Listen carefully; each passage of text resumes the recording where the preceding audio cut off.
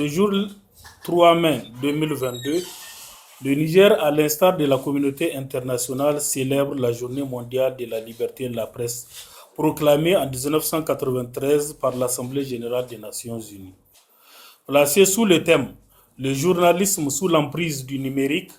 l'édition 2022 de la Journée mondiale de la liberté de la presse aborde cette année la question de l'impact de l'ère numérique sur la liberté d'expression, la sécurité des journalistes, l'accès à l'information et la vie privée. Permettez-moi de rappeler que la Journée mondiale de la liberté de la presse sert d'abord à rappeler au gouvernement la nécessité de respecter leurs engagements en faveur de la liberté de la presse. Elle est également une journée de réflexion pour les professionnels des médias afin de débattre des questions relatives à la liberté de la presse ainsi que de l'éthique professionnelle. Tout aussi importante, la Journée mondiale de la liberté de la presse se veut une journée de soutien aux médias et de commémoration pour les journalistes qui ont perdu la vie dans la poursuite d'une histoire. Tous les ans, la Journée mondiale de la liberté de la presse permet de célébrer les principes fondamentaux de la liberté de la presse, d'évaluer l'état de la liberté de la presse à travers le monde, de défendre l'indépendance des médias et de rendre hommage aux journalistes qui ont perdu la vie dans l'exercice de la profession. Ce fut également une réponse à l'appel des journalistes africains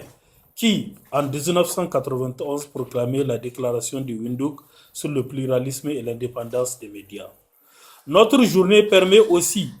d'informer les citoyens sur les atteintes multiples et multiformes portées à la liberté de la presse. En effet, ils sont nombreux. Les pays dans lesquels des publications sont censurées, condamnées, suspendues ou tout simplement interdites du droit de paraître.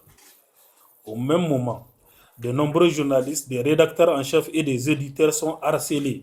attaqués sur leur lieu de travail, en ville ou dans leur propre maison. D'autres détenus et les moins chanceux sont tués. Au regard de toutes ces atteintes dont font l'objet les professionnels des médias à travers le monde,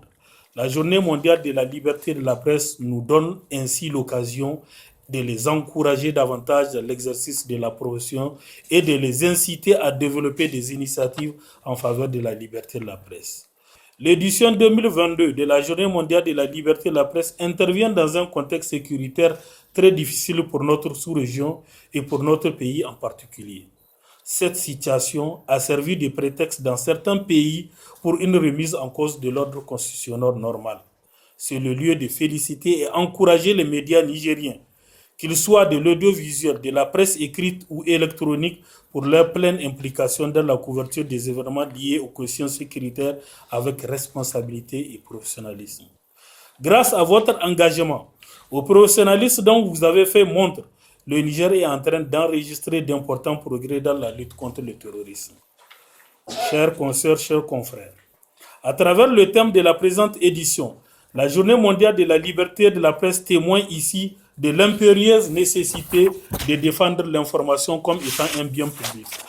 Au-delà, il s'agit d'explorer aussi ce qui peut être fait dans la production, la distribution et la réception de contenus médiatiques pour renforcer le journalisme et faire progresser la transparence et l'autonomisation en ne laissant personne de côté. L'édition 2022 de la Journée mondiale de la liberté de la presse mettra également en évidence 3 impératifs pour cet écosystème. Il s'agit de mesures pour assurer la viabilité économique des médias d'information, des mécanismes pour assurer la transparence des sociétés Internet,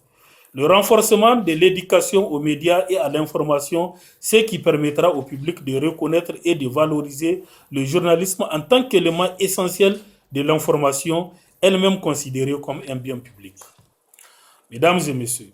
dans le classement 2021-2022 de Reporters sans frontières, le Niger avait perdu 2 places, passant de la 57e place dans le classement 2020 à la 59e place en 2021 et garde le même classement en 2022 sur un total de 180 pays étudiés. Un recul qui nous interpelle tous, pouvoirs publics, organisations socio-professionnelles des médias et les journalistes eux-mêmes, à plus d'engagement dans la défense et la promotion de la liberté de la presse et d'expression au Niger. En dépit de ce rang, Reporters sans frontières se félicite tout de même qu'aucun journaliste, aucun citoyen et aucun collaborateur n'ait été tué au Niger, contrairement à ce qui se passe dans d'autres cieux. Pour RSF, cela constitue une avancée importante pour le Niger en matière de protection des journalistes dans l'exercice de sa profession. C'est le lieu pour la maison de la presse de se féliciter encore de l'adoption par le gouvernement en Conseil des ministres du 27 avril 2022 du projet de loi modifiant et complétant la loi numéro 2019-33 du 3 juillet 2019 portant répression de la cybercriminalité au Niger, pour mettre en harmonie les dispositions de cette loi avec celles de l'ordonnance 2010-035 du 4 juin 2010 portant régime de la liberté de la presse par la suppression de la peine d'emprisonnement encourue en cas de délit commis par un moyen de communication électronique, notamment l'injure ou la diffamation. En attendant l'adoption par l'Assemblée nationale du projet de loi ci-indiqué, le bureau du conseil d'administration de la Maison de la Presse tient à féliciter vivement le président de la République et son gouvernement pour cette décision juste, démontrant leur engagement en faveur de la liberté de la presse et d'expression dans notre pays. En lien toujours avec ce rang qu'occupe le Niger, le bureau du conseil d'administration de la Maison de la Presse s'inquiète des oscillements de notre pays dans les différents classements RSF qui dénotent d'une certaine fragilité en matière de liberté de la presse. Les multiples actions menées par la Maison de la Presse dans le cadre de formations destinées aux journalistes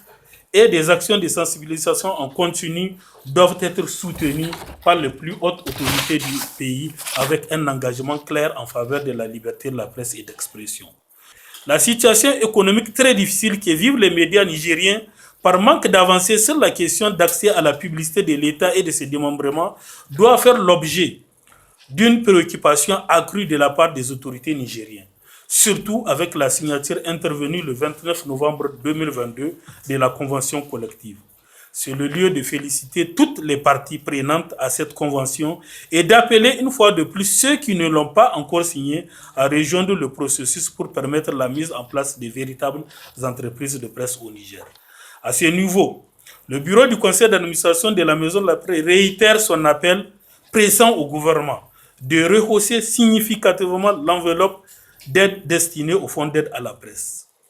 d'adopter des tarifs préférentiels sur l'électricité, le téléphone, l'internet, le carburant au profit des médias, d'adopter des mesures d'accompagnement significatives en faveur des médias publics. Au Conseil supérieur de la communication, de revenir sur la formule d'octroi direct du fonds d'aide à la presse par la révision de la loi 2018-31 du 16 mai 2018 portant composition, attribution, organisation et fonctionnement du Conseil supérieur de la communication, notamment à son article 10. D'accélérer le processus de mise en œuvre du décret portant accès au marché publicitaire de l'État et de ses démembrements, de prospecter d'autres sources de financement du fonds d'aide à la presse. Enfin, le bureau du conseil d'administration de la Maison de la Presse tient à remercier l'ensemble des acteurs qui ont rendu un grand service à la liberté de la presse dans notre pays. Parmi eux, certains nous ont quittés. Que leur âme repose en paix. Amen.